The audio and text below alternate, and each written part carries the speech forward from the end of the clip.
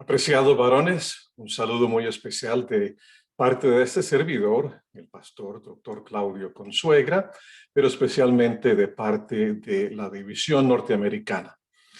En esta oportunidad queremos traerles un mensaje que hemos titulado El legado de un padre. Y para comenzar, quisiera invitarlos a que me acompañen a leer en las Escrituras un pasaje que se encuentra en Primera de Reyes, capítulo 2, y comenzando en el versículo 1. Primera de Reyes, capítulo 2 y versículo 1 en adelante. Les voy a dar un segundo para que encuentren esa página en Primera de Reyes, capítulo 2 y versículos 1 en adelante.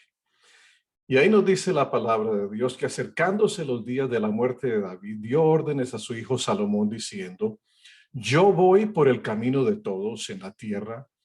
Sé pues fuerte y sé hombre.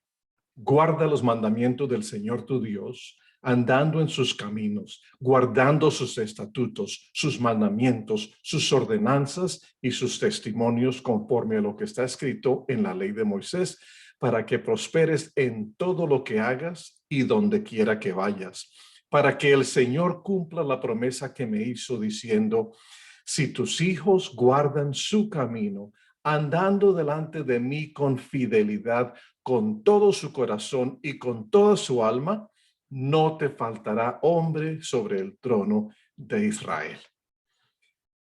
Hay mucha mala información sobre lo que es la masculinidad de nuestra sociedad actual. Durante las últimas 2 generaciones, el mundo nos enseñó que un hombre de verdad, el mero macho, bebía mucho y se acostaba con muchas mujeres. Esa era la idea que se tenía acerca de los hombres, de los machos. Beben bastante, tienen bastantes mujeres.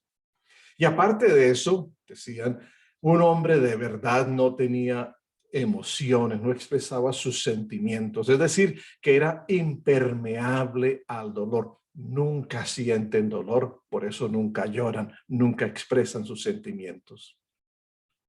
Pero después de ver la destrucción que tal enseñanza causó en la sociedad, ahora el mundo enseña un nuevo mensaje acerca de los hombres. Y la enseñanza o el mensaje contemporánea es que el hombre es complicado, que es indefinible. Y a este conflicto de ideas también se añade otro fenómeno. Se dice que el hombre de hoy en día huye del machismo hacia una mentira igualmente peligrosa: la enseñanza a los hombres a ser afeminados. Ante estas enseñanzas igual de equivocadas y dañinas, las últimas palabras de David a su hijo Salomón son muy importantes y nos ayudan a trazar el camino que Dios tiene para la masculinidad verdadera. Escuchemos las palabras de David a Salomón. Ya las leímos en estos versículos, pero ahora queremos estudiarlas con más detenimiento, porque en realidad le dijo 3 cosas muy importantes, 3 palabras que son sumamente importantes para nosotros como varones, como hombres en el día de hoy. Primero que todo, le dijo David a Salomón: vive valientemente. En otras palabras, le dijo: pórtate como un hombre, sé un hombre. En el versículo 2 de ese pasaje que leímos, David le dijo a Salomón: yo voy por el camino de todos en la tierra, es decir, voy a morir. Sé pues fuerte y sé hombre. Los medios y la sociedad tienen una campaña para castrar a los hombres. Hubo un tiempo en la sociedad occidental en que se esperaba que los hombres se adhirieran a un conjunto de valores heroicos, de proteger, de proporcionar, de liderar. Así es como se medía a un hombre. Tales atributos le dieron a cada hombre algo a que aspirar. Pero a medida que la sociedad ha progresado, esos valores a menudo se consideran anticuados. Algunos podrían argumentar que no encajan con nuestro mundo moderno. Si uno como hombre encarna exteriormente las virtudes heroicas y estoicas, lo más posible es que se le critique de perpetuar los estereotipos del género masculino. En esta época de relativismo moral, no existe una estrella polar para que los hombres tracen su curso y como resultado de décadas de castración gradual, los hombres ya no saben lo que significa la hombría. Si la virilidad está en crisis, la niñez, los niños varones no se quedan atrás. El bien investigado libro de Will Ferrell y John Gray, que se titula The Boy Crisis, la crisis de los niños, ofrece algunas estadísticas alarmantes sobre los muchos desafíos que enfrenta la próxima generación de hombres. Es irrefutable que los niños se están quedando atrás en muchas métricas claves. Ahora, yo les quiero aclarar. Yo tengo 2 hijas. Yo adoro a mis hijas, apoyo a mis hijas, siempre las hemos animado a que estudien, a que se esfuercen, a que salgan adelante. Siempre les hemos enseñado que ellas son capaces de hacer lo que quieran. De ahí que nuestra hija mayor es docente, profesora de inglés en una escuela superior, un high school, y nuestra hija menor es cirujana. Les aconsejamos, las guiamos, las apoyamos para que estudiaran. Así que quiero que entiendan eso para que no me malentiendan en lo que voy a decir. A pesar de que nosotros apoyamos a nuestras hijas, el temor que tenemos nosotros es que los niños, los varones, los muchachos se están quedando atrás. Y por eso este libro que acabo de mencionar es tan importante. Ellos dicen que en todo el mundo los niños varones tienen un 50% menos de probabilidades que las niñas de alcanzar los estándares básicos de competencia en lectura, matemáticas y ciencias.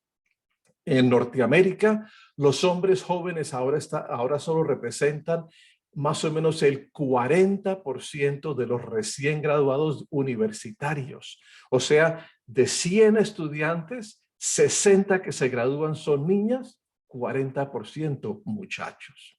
Y el número de jovencitos que se salen de la secundaria sin terminar, sin graduarse de la escuela secundaria, es casi el doble que el número de niñas. El diagnóstico del trastorno por déficit de atención con hiperactividad en los niños va en aumento. Cuando digo niños, estoy hablando de varones. Al igual que el porcentaje de suicidios es mucho más alto entre los muchachos varones que entre las señoritas. Así que estos autores correlacionan estrechamente este declive con un denominador común: los padres ausentes. En la mayoría de las vidas de estos niños falta un modelo masculino a seguir. A los niños les va mejor cuando en su vida tienen buenos hombres que les brinden la guía y la brújula moral necesaria para una vida significativa. Sin esa guía, sin esa brújula moral, los niños se sienten perdidos, no saben en qué dirección deben tomar. Cuando el padre está ausente, es muy fácil para estos niños llenar el vacío en sus vidas con las influencias negativas de las redes sociales, la pornografía y los videojuegos, lo que impide que los niños tomen los difíciles pero necesarios pasos hacia la autorrealización y la hombría. Y cuando no tienen esa guía masculina en un padre, muchos también buscan esa guía masculina en las pandillas, en las gangas que le dicen en algunas partes. La presencia suya como varón no solamente es importante para su esposa, para su familia, sino especialmente para sus hijos varones. Como lo expresaron esos autores, el viaje tradicional del niño hacia el autosacrificio incorporó el servicio a los demás y requirió responsabilidad, lealtad, honor y rendición de cuentas. Creó su misión y su misión creó su carácter. Es decir, un niño aprende de su papá a sacrificarse por su familia y eso le ayuda a formar rasgos importantes para el resto de su vida. Rasgos como la lealtad, como mantener compromisos cometidos, como el honor, como la responsabilidad. Esos rasgos los aprenden los niños de sus papás, del papá. A eso se refirió el apóstol Pablo cuando retó a los varones de la iglesia de Corinto con estas palabras. Estad alerta, permaneced firmes en la fe, portaos varonilmente, sed fuertes. Eso se encuentra en Primera de Corintios capítulo 16 y versículo 13. Lo voy a leer una vez más. Estad alerta, permaneced firmes en la fe, portaos varonilmente, sed fuertes. Elena de White comenta acerca de las últimas palabras de David a Salomón y dice esto. David sabía que el alto propósito de Dios en favor de Israel solo podría cumplirse si los príncipes y el pueblo procuraban con incesante vigilancia alcanzar la norma que se les proponía.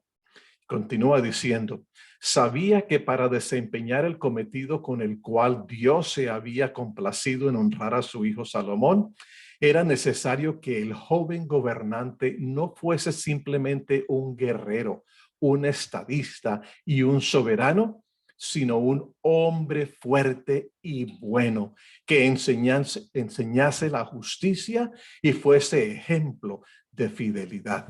Y continúa. Con tierno fervor, David instó a Salomón a que fuese viril y noble, a que demostrase misericordia y bondad hacia sus súbditos y que en todo su trato con las naciones de la tierra honrase y glorificase el nombre de Dios y manifestase la hermosura de la santidad. Las muchas incidencias penosas y notables por las cuales David había pasado durante su vida le habían enseñado el valor de las virtudes más nobles y le indujeron a declarar a Salomón, mientras moribundo, le transmitía su exhortación final. El señoreador de los hombres será justo, señoreador en temor de Dios. Será como la luz de la mañana cuando sale el sol, de la mañana sin nubes, cuando la hierba de la tierra brota por medio del resplandor después de la lluvia. Por eso, en su lecho de muerte, cuando estaba ya moribundo, David le dijo a su hijo Salomón, vive valientemente, hijo mío, pórtate como un hombre, sé valiente, sé hombre. Pero David también le dijo una segunda palabra a su hijo Salomón, versículo 3. Guarda los mandamientos del Señor tu Dios, andando en sus caminos, guardando sus estatutos, sus mandamientos y sus ordenanzas y sus testimonios conforme a lo que está escrito en la ley de Moisés, para que prosperes en todo lo que hagas y donde quiera que vayas. La segunda palabra de David a su hijo Salomón, primero le dijo, sé valiente, sé hombre. Pero la segunda palabra le dijo, sé obediente, sé obediente. Una vez más, Elena de White nos ayuda a comprender el valor de este momento y de las palabras de David a Salomón cuando ella escribe. En su juventud, Salomón hizo la misma decisión que David y durante muchos años anduvo con integridad y rindió estricta obediencia a los mandamientos de Dios. Y luego continúa. Al principio de su reinado, fue con sus consejeros de estado a Gabaón, donde estaba todavía el tabernáculo que había sido construido en el desierto, y allí, juntamente con los consejeros que se había escogido, los jefes de miles y de cientos, los jueces y todos los príncipes de todo Israel, cabezas de las casas paternas. Participó en el ofrecimiento de sacrificio para adorar a Dios y para consagrarse plenamente a su servicio. Luego ya dice, comprendiendo algo de la magnitud de los deberes relacionados con el cargo real, Salomón sabía que quienes llevan pesadas responsabilidades deben recurrir a la fuente de sabiduría para para obtener dirección, si quieren desempeñar esas responsabilidades en forma aceptable. Esto le indujo a alentar a sus consejeros para que juntamente con él procurasen asegurarse de que eran aceptados por Dios. Palabras muy interesantes. Muchos años más tarde, cuando ya Salomón estaba viejo, al final de sus días, escribió el libro de Eclesiastés. En este libro resumió lo que aprendió por experiencia durante toda su vida. Y para cerrar el libro, escribió estas palabras muy sabias. Eclesiastés capítulo 12 y versículo 13. Eclesiastés capítulo 12 y versículo 13. La conclusión, cuando todo se ha oído, es esta. Teme a Dios y guarda sus mandamientos, porque esto concierne a toda persona. Teme a Dios y guarda sus mandamientos. Ponle cuidado a estas palabras. A todos los que tratan primero de honrarle a Él, Dios les ha prometido sabiduría. Pero no existe promesa para los que se obstinan en satisfacer sus propios deseos.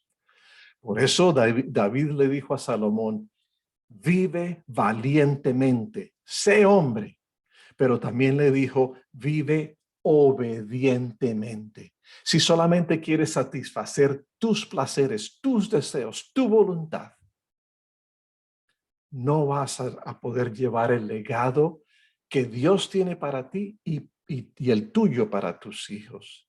Así que sé hombre, sé valiente, sé obediente. Y la tercera palabra de David a Salomón, sé fiel, vive fielmente.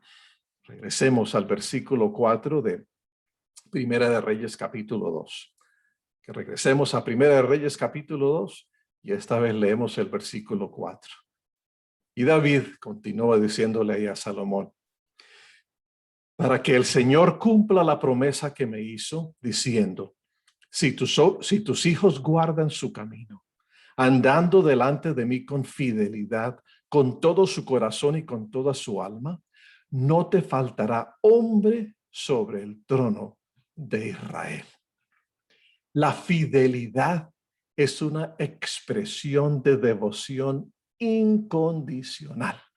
Cuando somos devotos a Dios, cuando amamos a Dios, cuando respetamos a Dios, cuando seguimos a Dios, somos fieles a Dios. Cuando amamos a nuestra esposa, somos fieles con ella. Cuando amamos a nuestra familia, a nuestros hijos, somos fieles con ellos. Escuchen estas palabras. Mientras permanezca consagrado, el hombre a quien Dios dotó de discernimiento y capacidad no manifestará avidez por los cargos elevados, ni procurará gobernar o dominar. Es necesario que haya hombres que lleven responsabilidad, pero en vez de contender por la supremacía, el verdadero conductor pedirá en oración un corazón comprensivo, para discernir entre el bien y el mal. Tristemente, Salomón no siguió las palabras de su padre David.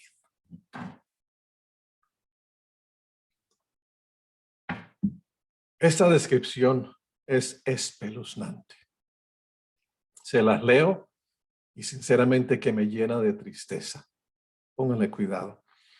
Después de haber sido uno de los mayores reyes que hayan empuñado un cetro, Salomón se transformó en licencioso, instrumento y esclavo de otros. Su carácter, una vez noble y viril, se trocó en enervado y afeminado.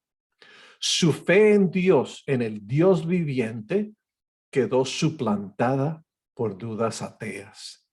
La incredulidad destruía su felicidad, debilitaba sus principios y degradaba su vida. La justicia y magnanimidad de la primera parte de su reinado se transformaron en despotismo y tiranía. Pobre y frágil naturaleza humana. Poco puede hacer Dios en favor de los hombres que pierden el sentido de cuánto dependen de él. Por eso su padre David le había dicho en su lecho de muerte: Salomón, hijo mío, vive valientemente, vive obedientemente, vive fielmente. Tengo que compartir estas palabras de Elena de White porque son inspiradas, son muy iluminantes. La juventud de Salomón fue ilustre porque estaba conectado con el cielo e hizo de Dios su dependencia y su fuerza. Dios lo había llamado Jededías, que interpretado significaba el amado de Dios. Había sido el orgullo y la esperanza de su padre y muy querido a los ojos de su madre. Había estado rodeado de todas las ventajas mundanas que podrían mejorar su educación y aumentar su sabiduría. Pero por otro lado, la corrupción de la vida cortesana estaba calculada para llevarlo a amar la diversión y la gratificación de su apetito. Nunca sintió la falta de medios para satisfacer sus deseos y nunca tuvo la necesidad de ejercer la abnegación. Pero no toda la historia de Salomón es sombría y opaca. Elena de White una vez nos explica: a pesar de todos estos entornos objetables, el carácter de Salomón se conservó en pureza durante su juventud. El ángel de Dios podía hablar con él durante la noche y se cumplió fielmente la promesa divina de darle entendimiento y juicio y de capacitarlo plenamente para su obra responsable.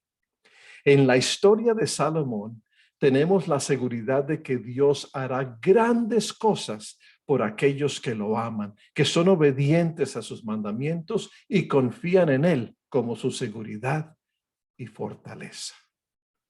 Con la madurez de los años, Salomón pudo reflexionar de cómo había vivido su vida y como conclusión escribió el libro de Eclesiastés. Vivió su vida como quiso vivirla, pero cuando llegó a sus últimos años se puso a contemplar esa vida y escribió este libro. En este declara que todo lo que siguió y practicó en su vida lo dejó vacío e insatisfecho.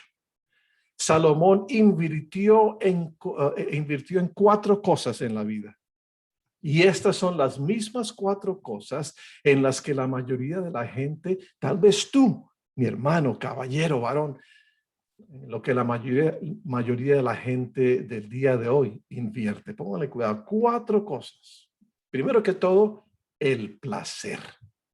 Salomón describe cómo perseguía el placer y lo hizo desenfrenadamente. Acuérdense que tuvo 700 esposas y 300 concubinas. Allá en el libro de Eclesiastés, capítulo 2 y versículo 10, Salomón escribe: y de todo cuanto mis ojos deseaban, nada les negué, ni privé a mi corazón de ningún placer.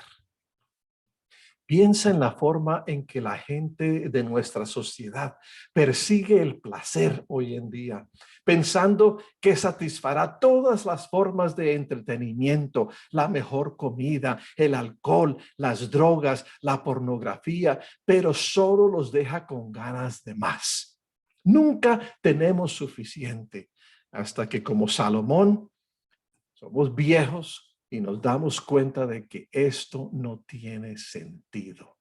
Como escribe Salomón más adelante en Eclesiastés, es bueno disfrutar de la vida y creo que Dios quiere que lo hagamos de una manera sana, pero nunca debemos permitir que nuestras vidas se consuman con este deseo insaciable de más y más placer. La segunda área a la que se refiere Salomón que él invirtió su tiempo es en el conocimiento, en el estudio. Salomón escribe cómo también hizo del conocimiento la búsqueda de su vida y lo logró.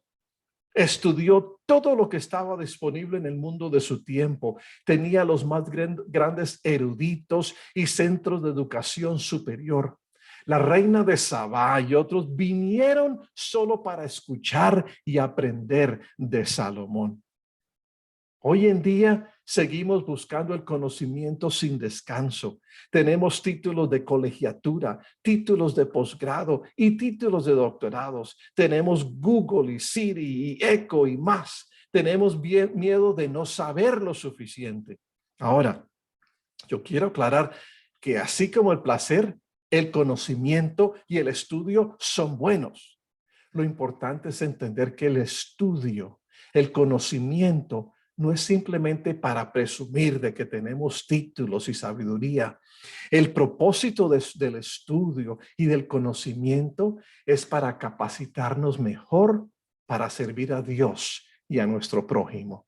Por eso, al final de sus días, Salomón escribe allá en capítulo 2 y versículo 16, porque no hay memoria duradera ni del sabio ni del necio, ya que todos serán olvidados en los días venideros, como mueren tanto el sabio como el necio. El conocimiento es muy bueno, el estudio es muy bueno, pero al final un día vamos a morir. Si solo le dedicamos todo el tiempo a estudiar y a aprender, pero no servimos a Dios por medio de ese conocimiento, no servimos a nuestro prójimo por medio de ese conocimiento, ¿de qué vale el estudio? ¿De qué vale el conocimiento? El placer, el conocimiento. Número 3, el trabajo. Ahí los estamos tocando más cerquita, ¿verdad?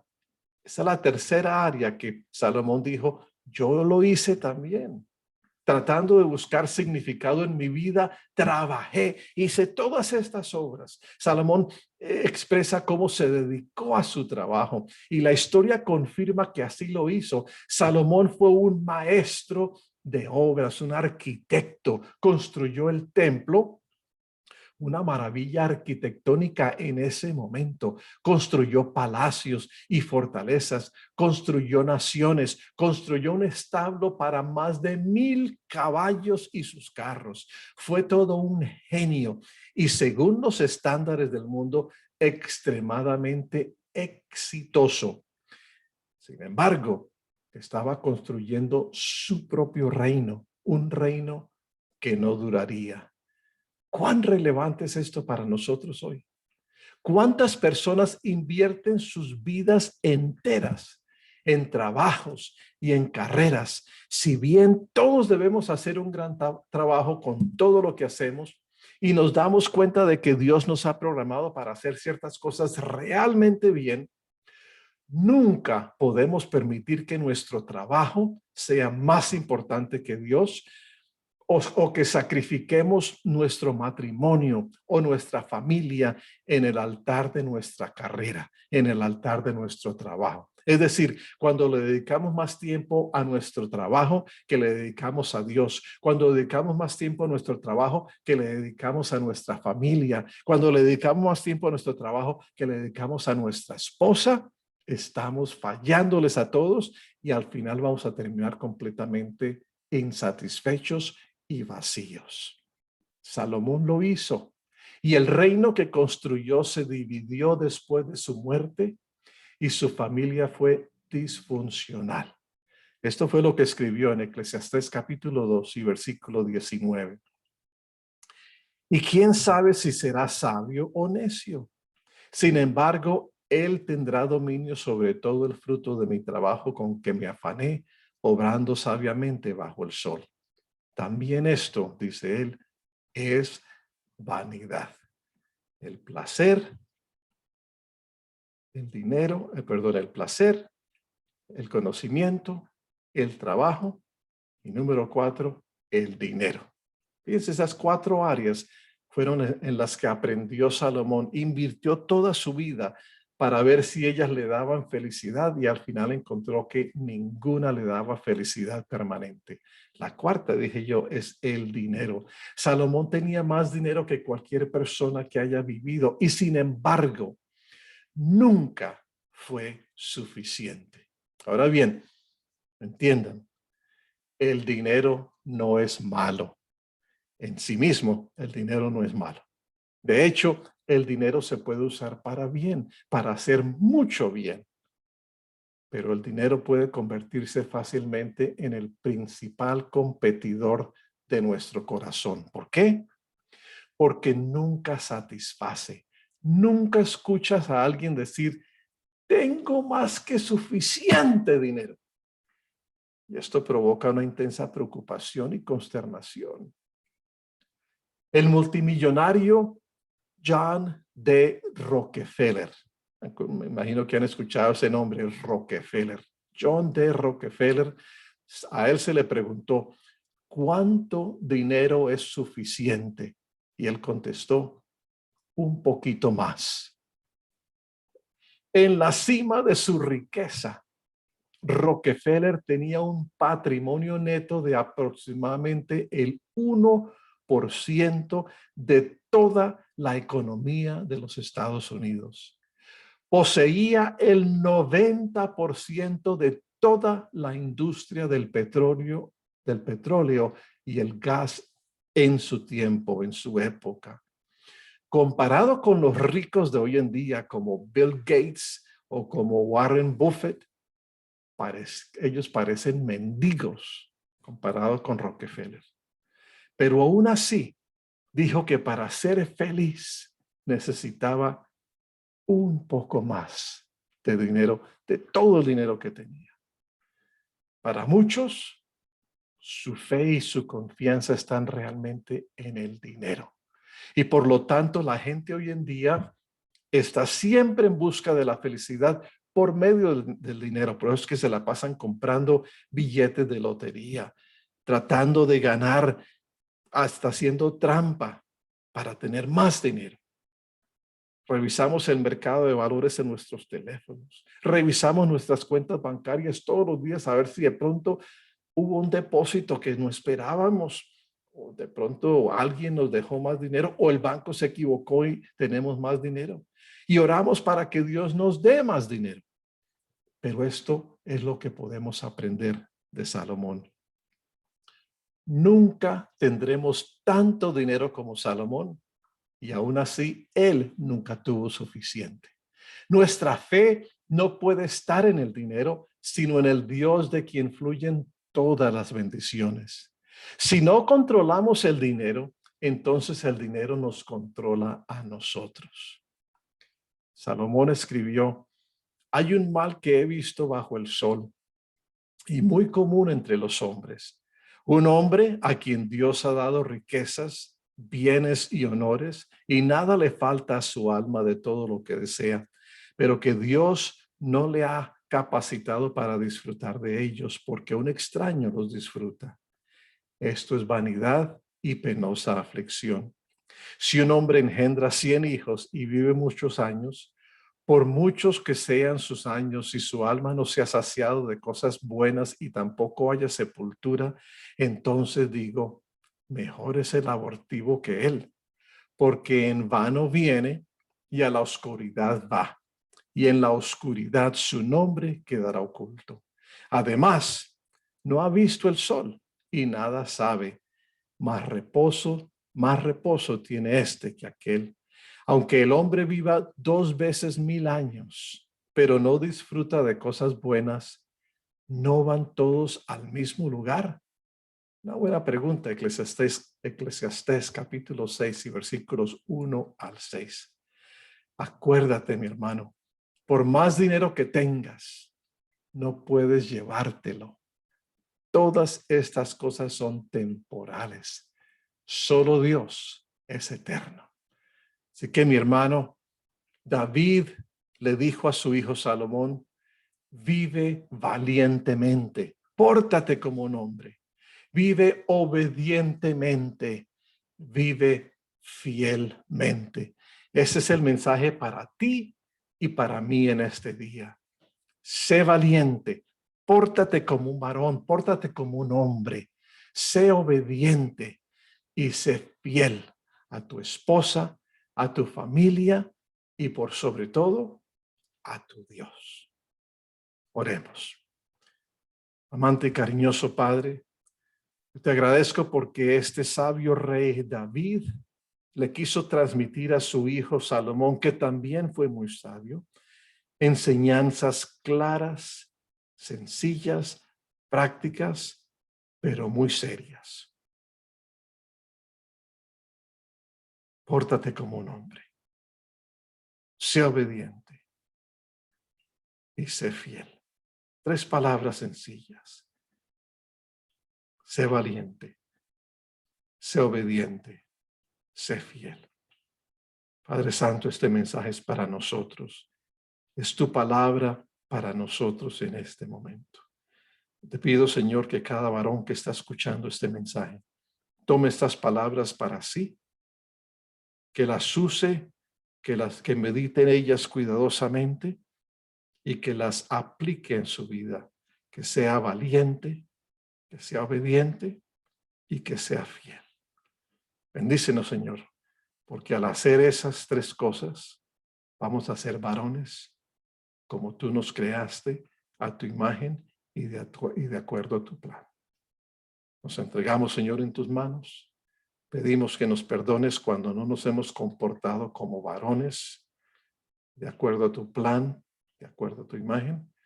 Te pedimos que comenzando en este mismo momento, cambiemos nuestra actitud, nuestra vida, que te sirvamos, que cuidemos y amemos a nuestra esposa, a nuestra familia, a nuestros hijos, y que por medio del ejemplo de nuestra vida, nuestros hijos también crezcan entendiendo lo que es ser un varón a la imagen de Dios.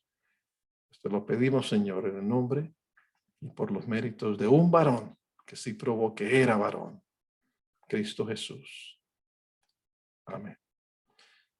Dios los bendiga, mis queridos hermanos. Y acuérdense de esos 3 mensajes. Sea valiente, sea obediente y sea fiel para la honra y gloria de Dios.